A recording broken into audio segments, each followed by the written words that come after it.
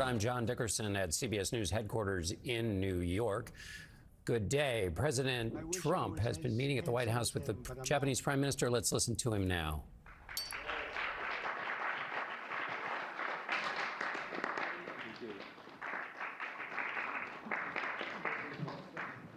Okay, thank you. Oh.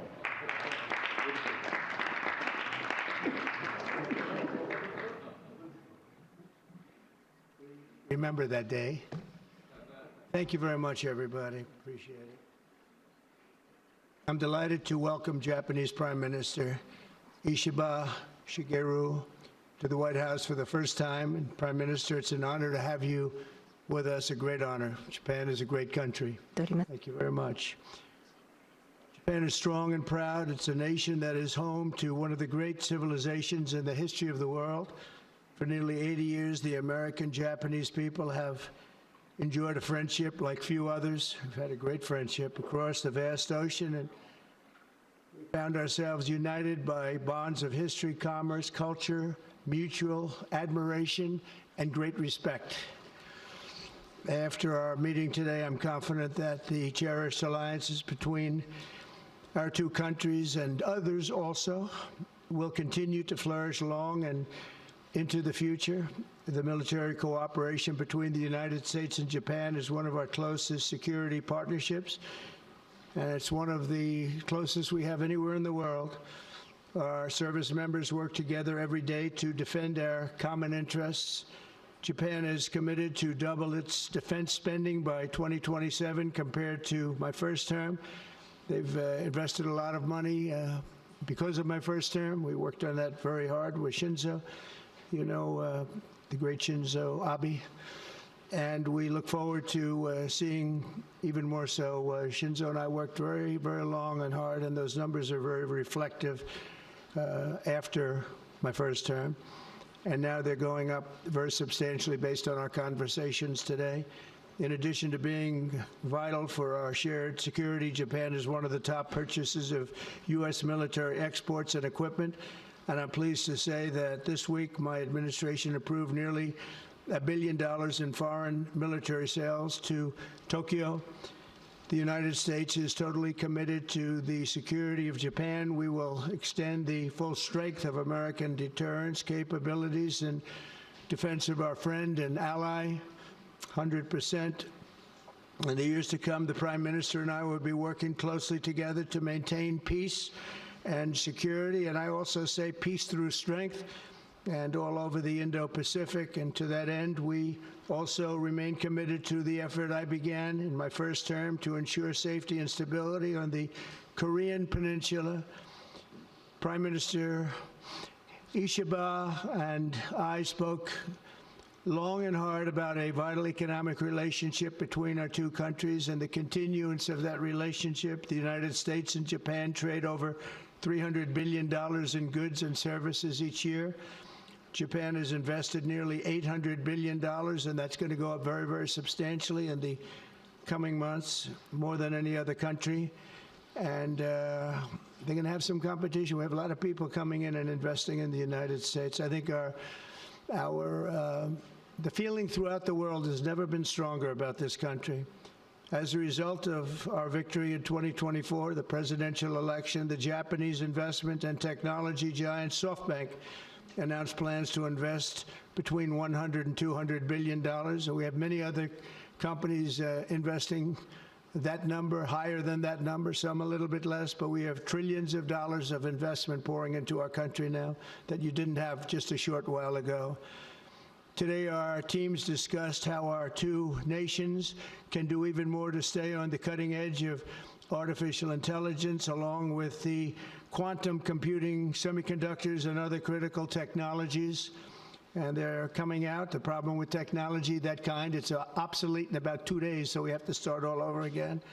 Doesn't last long. We agreed to cooperate even more closely to combat the Chinese economic aggression, which is quite aggressive. I'm also pleased to announce that Japan will soon begin importing historic new shipments of clean American liquefied natural gas in record numbers. It'll be record numbers. With our Secretary of the Interior. We were talking, I think Doug is here. Hello, Doug. Please stand up, Doug. Doug Burgum, everybody. We're talking about the pipeline in Alaska, which is the closest point of major oil and gas to Japan by far, less than half the distance of any other location. We're talking about a joint venture of some type between Japan and us, having to do with Alaska oil and gas, and that's very exciting. They're very excited about it, so are we. As we deepen our economic relationship, I made clear that the United States will be conducting trade with all countries based on the principle of fairness and reciprocity. Chronic trade deficits not only undermine our economy, they really do, and we're going to get rid of the trade. We have a trade deficit with Japan of over $100 billion, but we're going to work that out, and I think very quickly, frankly. We can do it just on oil and gas. We can work it out, so we intend to do it very quickly. We both understand that. And as America welcomes new foreign investment, we also want to ensure that companies build their products and factories here in America, not simply buy the assets that we have. And Japan is going to be opening up auto plants. New auto plants are being built currently as we speak. They've just been started. Toyota is one, and Nissan's going to be doing something very exciting about U.S. Steel. They'll be looking at an investment rather than a purchase. We didn't like the idea. U.S. Steel is a very important company to us. It was the greatest company in the world for 15 years, many years ago, 80 years ago. And we didn't want to see that leave, and it wouldn't actually leave, but the concept, psychologically not good. So they've agreed to invest heavily in U.S. Steel as opposed to own it, and that sounds very exciting, and we're going to meet with Nissan next week, the head of Nissan, very great company, and they'll work out the details. I'll help. I'll be there to mediate and arbitrate. And I had the privilege of working closely with the great Prime Minister, as you know, and you know him very well, Shinzo Abe, the longest-serving Prime Minister in Japan's history. Likewise, I expect that this Prime Minister is going to be a great one. I really believe that he's going to be a great one. I've gotten to know him for not long, but I can see what they have. He's got the qualities of greatness. He's going to do a fantastic job for Japan and for the Japanese people. And I'd like now to invite the Prime Minister to say a few words, and then we'll take some questions. Mr. Prime Minister, thank you. Thank you very much.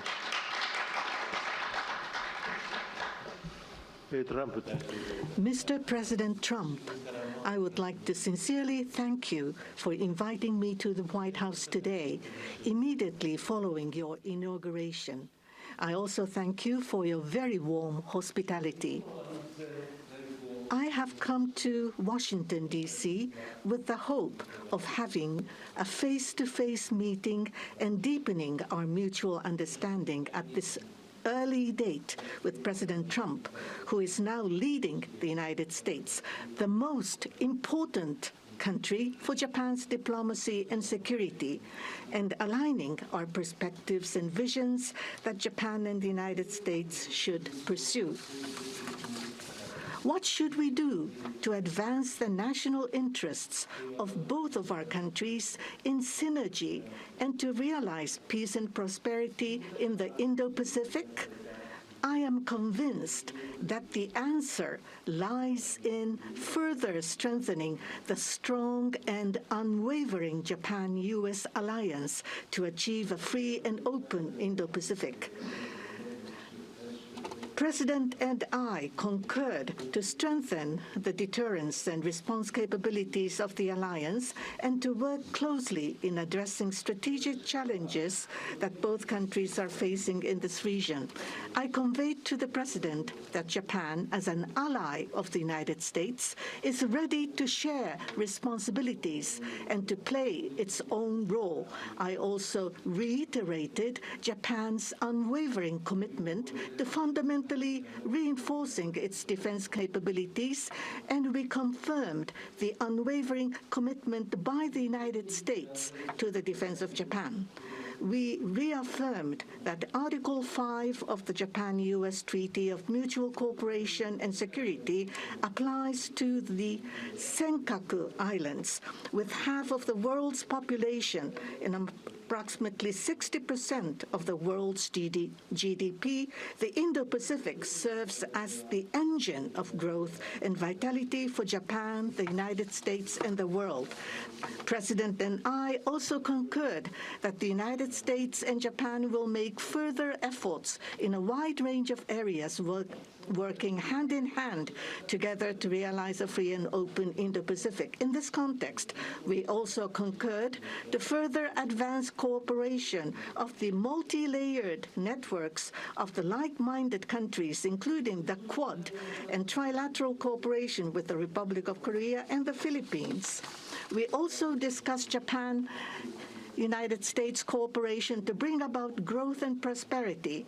Economic cooperation, including on economic security, is important from the perspective of strengthening alliance cooperation. Japan is the closest economic partner of the United States and has been the world's largest investor in the United States for 5 consecutive years.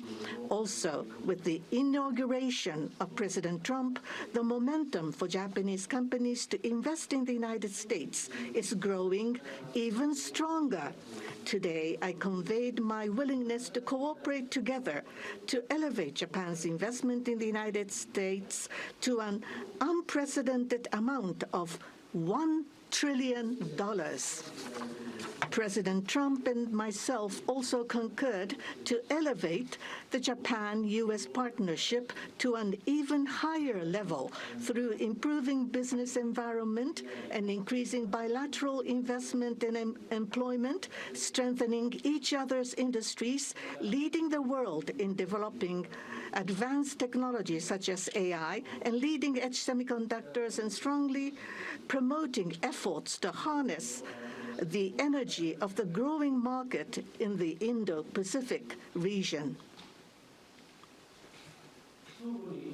We also confirmed that we will cooperate to strengthen energy security between the two countries, including increasing exports of United States liquefied natural gas to Japan in a mutually beneficial manner. Regarding foreign exchange, as in the first Trump administration, close discussions will continue between Japanese and the U.S. finance ministers, who are experts in this field. We also held candid discussions on challenges the Indo-Pacific region is facing. We confirmed that we are resolved not to allow unilateral attempts to change the status quo by force or coercion, and to oppose such attempts in the East and South China Seas in order to fully defend a free and open Indo-Pacific.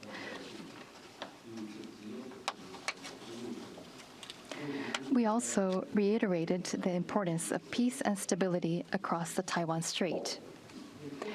Regarding North Korea, we affirmed the need to address its nuclear and missile program, which poses a serious threat to Japan, the U.S., and beyond, and that Japan and the U.S. will work together toward the complete denuclearization of North Korea. As the abductees and their families continue to age, I conveyed my strong sense of urgency and determination directly to President Trump, and gained his renewed strong support for the immediate resolution of the abductions issue. While this was my first face-to-face meeting with President Trump, we were able to openly and frankly exchange views, and our meeting turned out to be very productive and meaningful. As a result of today's meeting, which marked a new departure for the Japan-U.S. relations, we are issuing a Japan-U.S. Joint Leader Statement. This document will serve as a compass for further cooperation between our two countries. On the basis of these deliverables, I look forward to working together with President Trump, who I respect immensely, to usher in a new golden age of Japan-U.S. relations. I look forward to welcoming you to Japan. And I'm very excited about that prospect. Thank you, Mr. President. Thank you very much. Thank you. Any questions, please? Peter? President Trump, I have two on DOGE. Elon Musk said today, I love Donald Trump as much as a straight man can love another man. What does the First Lady think about that? Oh, I think she'll be okay with it somehow. So, Democratic lawmakers are really upset that DOGE engineers have access to these Treasury payment systems. The Senate Intel Defense wrote a letter to Susan Wiles. They're saying that these systems are used to disperse trillions of dollars each year and contain everyday Americans' personal information like social security numbers, home addresses, bank accounts. Why does DOGE need all of that? Well, it doesn't, but they get it very easily. I mean, we don't have very good security in our country, and they get it very easily. And what we're doing, if you look at what has just taken place with respect to some of the investments that have been made on another agency that people have been talking about for years, but nobody did anything about it. It's absolutely obscene, dangerous, bad, very costly. I mean, virtually every investment made is a con job. There's nothing of value to anybody unless there's a kickback scheme going on, which is possible. And we're going to be doing more and more of that. We're going to be looking at Department of Education. We're going to be looking at even our military. We're going to be looking at tremendous amounts of money, Peter, being spent on things that bear no relationship to anything and have no value. We're talking about trillions of dollars. It will be, in the end, trillions of dollars being absolutely wasted and perhaps illegally. I would say certainly in many cases illegally, but perhaps illegally overall. And I'm very proud of the job that this group of young people, generally young people, but very smart people, they're doing. They're doing it at my insistence. It would be a lot easier not to do it, but we have to take some of these things apart to find the corruption. And we found tremendous corruption. You mentioned the Department of Education. What did you think when you saw Democratic lawmakers trying to get into the Department of Education earlier today? Oh, I see the same ones. I see Maxine Waters, a lowlife. I see, you know, all these people. They don't love our country. They don't love our country. We want great education. So they rank 40 countries in education. We're ranked dead last. But the good news is we're number one in one category. You know what that is? Cost per pupil. We spend more per pupil than any other country in the world. You look at Norway, Denmark, Sweden, various countries all up and down, Finland, China does very well in education. And then you look at us. We spend much more money than they do per pupil or any other way. But we spend much more money than they do, and yet we're ranked this year, Biden's last year, congratulations, Joe, we're ranked dead last. So what I want to see is education. Number one, I like choice, and we all like choice. But beyond choice, long beyond choice, I want to see it go back to the states where great states that do so well have no debt. They're operated brilliantly. They'll be as good as Norway or Denmark or Sweden or any of the other highly ranked countries. They'll be, you probably have 35 to 38 states will be right at the top. And the rest will come along. They'll have to come along competitively. And by the way, we'll be spending a lot less money, and we'll have great education. As part of this DOGE cost-cutting effort, one of the DOGE engineers was fired for some inappropriate posts. The vice president says, bring him back. What do you say? Well, I don't know about the particular thing, but if the vice president said that, did you say that? I'm with the vice president. Thank you, Peter. Yeah, go ahead, please. Yes, red dress. Thank you so much, Mr. President. Just how strong do you want Japan's military to be? And do you specifically hope that their increased military spending will deter China and North Korea? What did you talk about that today? Well, I want our military to be the strongest. I also don't mind spending so much money on the military because we build it here. It's made in the USA, all made in the USA. We have, you know, I rebuilt our military during my first term. Did a great job. We left some of it behind in Afghanistan, stupidly. There was no reason for that, but it was still as much as it was. It was billions and billions of dollars, but it was a small part of it. But we're going to have the strongest military by far. We have great people. I want to congratulate Pete Hegseth for having gone through the gauntlet. He went through a lot, but he got through, and he's going to be a tremendous, I have no doubt he's going to be a tremendous leader. And other of the leaders sitting here, they're in their own fields. We're going to do something very, very, very great, and we expect great things. But I expect the strongest military by far in the world, far stronger than China, far stronger than anybody, and that's the way it is. Thank you very much.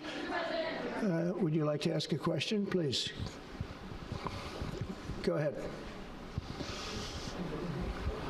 Thank you, Mr. President. Thank you. This is Hiramoto from Nippon Television. My question, let me ask two quick questions. Sure. First, this is the first meeting between Mr. President and Prime Minister Ishiba.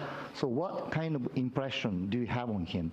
And number two, do you have an idea or do you have a plan to impose tariff against Japan so far? Thank you. I think that he is going to be a great prime minister. I think he's a very strong man, very, very strong. I have great respect for him. I've known him for a long time through a reputation. Shinzo Abe thought the world of him, and I think he's going to do a fantastic job as prime minister. A very strong person. I wish he wasn't so strong. I wish he was a little bit weaker than that, but that's what I got. I have to get strong guys all the time. He's going to be a great prime minister. I also, in terms of tariffs, I mean, we're going to have tariffs, mostly reciprocal tariffs, where we go with, and I'm going to be probably meeting on that Monday or Tuesday, have an announcement, probably a news conference, but probably reciprocal tariffs where a country pays so much or charges us so much, and we do the same. So very reciprocal, because I think that's the only fair way to do it. That way, nobody's hurt. They charge us, we charge them. It's the same thing, and I seem to be going in that line as opposed to a flat fee tariff. Okay? Yes, go, please. Please, go ahead. Why don't you go ahead?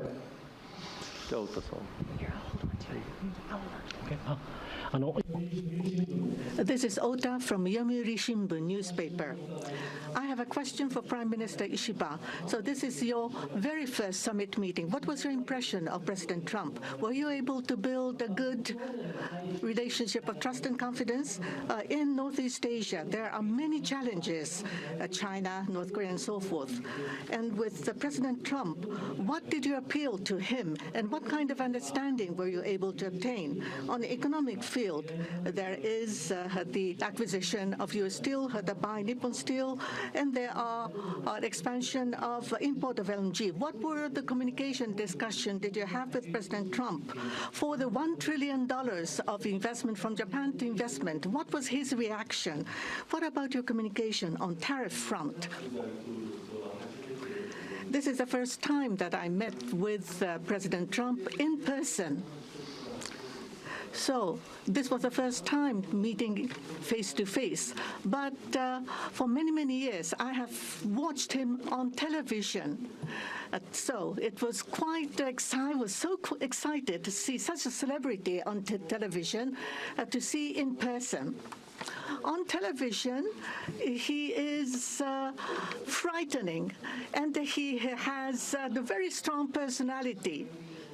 But when I met with him, actually, he was very sincere and very powerful and with strong will for the United States as for the whole world. I was able to feel that. This is not the sort of polishing or trying to suck up to him. For the world peace and for the regional stability that both of our countries need to play our role and make our endeavors and responsibility. As for the increase of our defense expenditures, it is not that we are told by the United States to do so. Japan, on our own decision and on our own responsibility, we need to increase our defense expenditures. But of course, we need to communicate and consult with the United States. But the responsibility is with Japan, and the decision is with Japan. Now, on the tariffs, that if it is mutually beneficial. Tariffs need to be set. And as for Japan, as Mr. President has introduced to us, an unprecedented investment will be made from Japan to the United States, and so many jobs will be created. So $1 trillion is the target. And this will be to the benefit of the United States, but also to the benefit of Japan as well. Investment is mutually beneficial. So be it with the U.S. Steel, as Mr. President says, it is not acquisition, it is investment. So the Japanese technology will be provided, and the better quality products will be manufactured in the United States, and the U.S. Steel will make products which will contribute not only to the United States and Japan, but also to the whole world. It is not one-sided. It will be reciprocal. It will be mutually beneficial. And I believe we were able to share on this, and that is the biggest result that I have seen today. Thank you very much. Go ahead, please. Yeah. I wanted to ask you about that U.S. Steel deal. So you're saying that is this a restructuring of the deal that's happening, and then will you approve? They're doing it as an investment, no longer a purchase. Okay. I didn't want it purchased, but investment I love. And they're going to do a big investment, subject to getting the deal done. And that's they'll be something you doing a would big. approve, where the U.S. I'm okay with that, sure. And for the Prime Minister, what was your argument to the President related to U.S. Steel? And one more on tariffs, Mr. President, if I could. You said on tariffs that you'd like them to be reciprocal, back and forth. What was the reception from the Japanese Prime Minister when you said that, or when you talked about it? Well, we didn't discuss tariffs too much. We really discussed many other things, including the pipeline in Alaska, which I think is going to be maybe the most exciting thing with Doug and Chris. We discussed that at length, the pipeline. I mean, it seemed to be of great interest to them. It's, we have potentially more oil and gas than in Saudi Arabia, just in Alaska. We have the most of any country in the world. It's a big asset for the United States, but we haven't used it. We go to Venezuela, we go to other places to take oil and gas, and we have more than anybody. It's an amazing phenomenon that took place over the last 4 years. Nobody understands it, including the people that were in charge of it. They had no clue what they were doing. So it was a big problem. They were surprised actually too. They were saying why didn't they wouldn't sell them LNG. They wouldn't sell it. Japan wanted to buy LNG, and Biden wouldn't sell it. And I'm trying to figure that one out. Maybe it was the environment. You might answer that question. He's curious about that himself, I think. Thank you very much. If you want to answer that, you may, about LNG, that the United States wouldn't sell you LNG.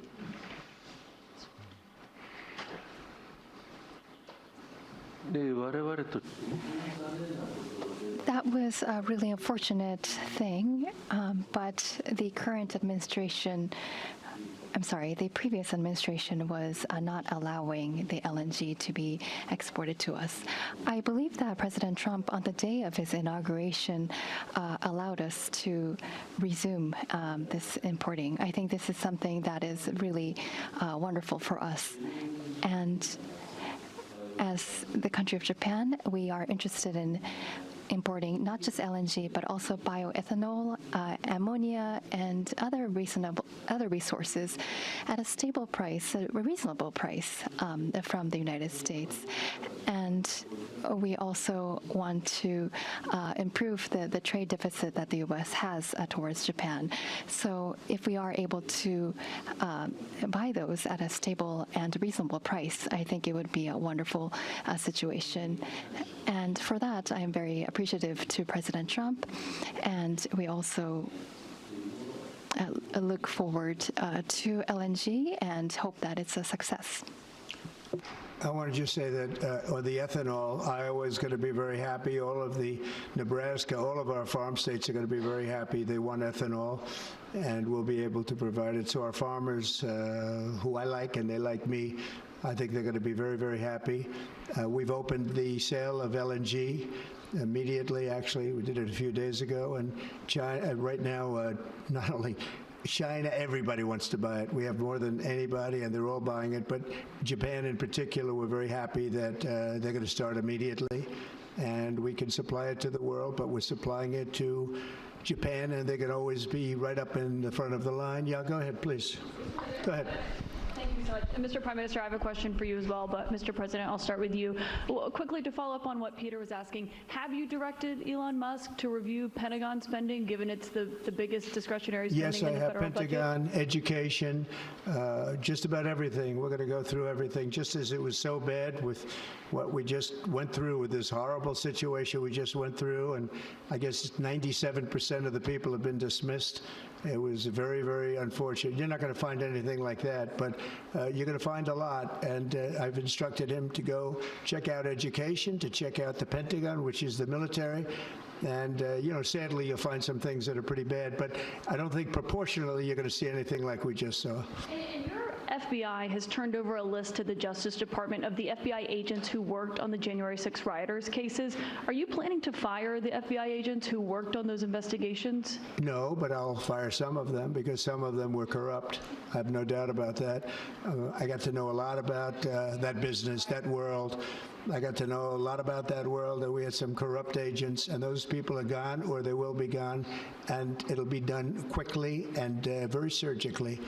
Are those the ones who worked on the January? Did you have a question for the Prime Minister? Just to clarify, are those the ones who worked on the January 6 investigation? Talk up. Are those the ones who worked on the January 6 investigation? I don't know. I don't know. I know we have some that are very corrupt, and we don't like it. We're going to bring back the reputation of the FBI. Kash Patel is going to do a great job. We're going to bring back the reputation of the FBI, which has been hurt very badly. It's been devastated over the last 4 years. And Mr. Prime Minister, you have just been meeting for the first time with President Trump. The last administration famously did not have hardly any, if at all, contact with North Korea. President Trump certainly did the last time he was in office. Would you like to see him resume that contact and also that in-person meeting that he had with the North Korean leader, Kim Jong-un?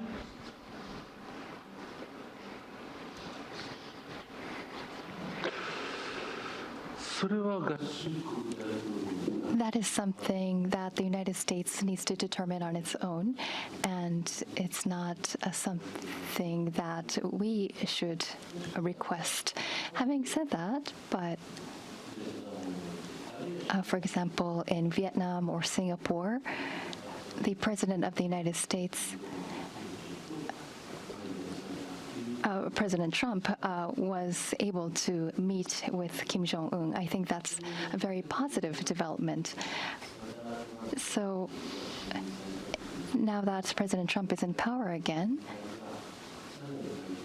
if we are able to move towards resolving issues with the North Korea, I think it would be great. And of course, for us, that includes not only denuclearization, but also resolving the abductee issue. And so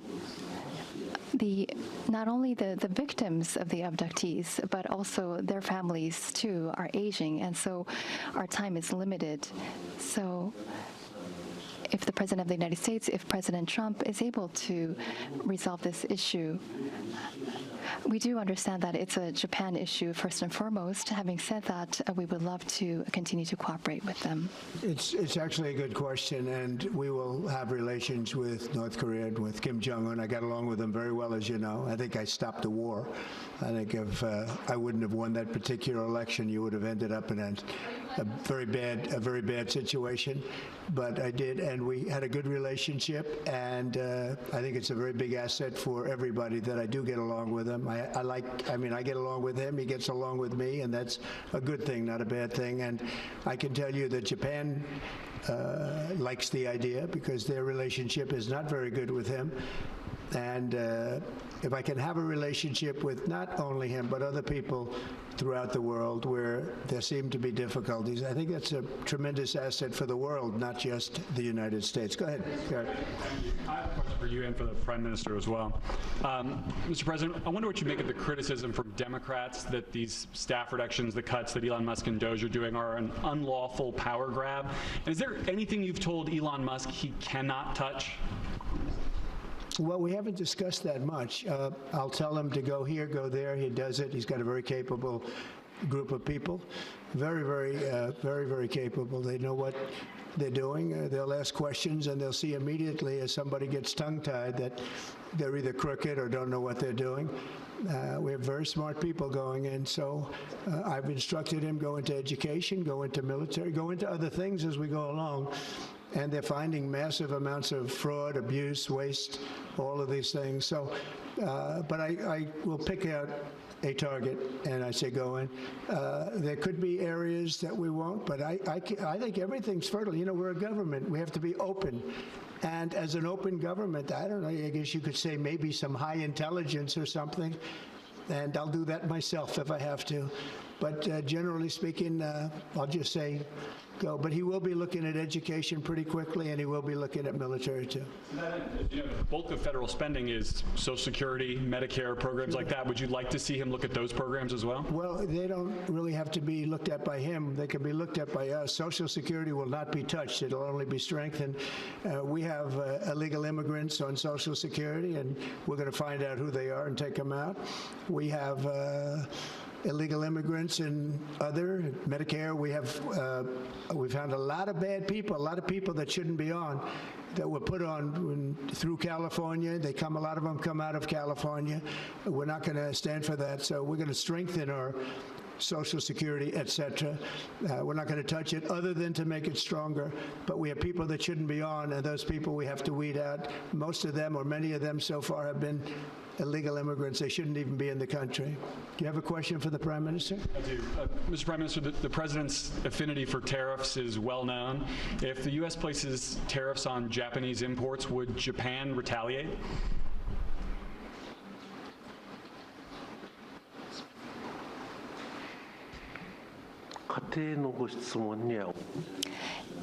I am unable to respond to a theoretical question. That's the official answer that we have. That's a very good answer. Very good answer. Wow. That's very good. He knows what he's doing. Thank you very much, everybody. Thank you. Thank you.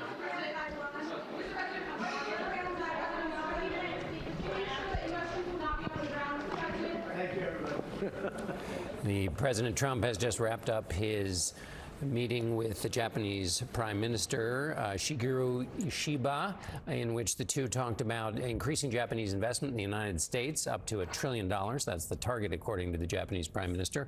They also talked about combating Chinese economic aggression and also military aggression in the region. The Japanese Prime Minister also talked about his feelings about Donald Trump. They were quite effusive.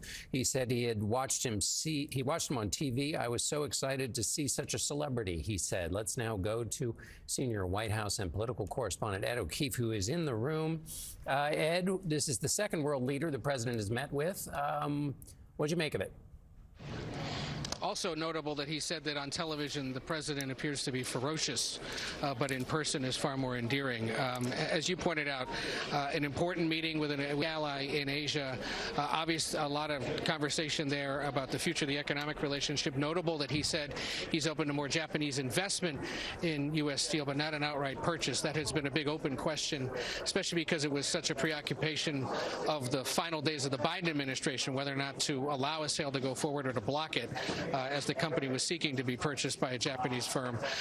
Also, telling that these two are meeting and that Japan, of course, getting the first meeting, given concerns about China, its aggression, of course, across the Indo-Pacific, and the possibility that tariffs remain a real potential threat to the global economy.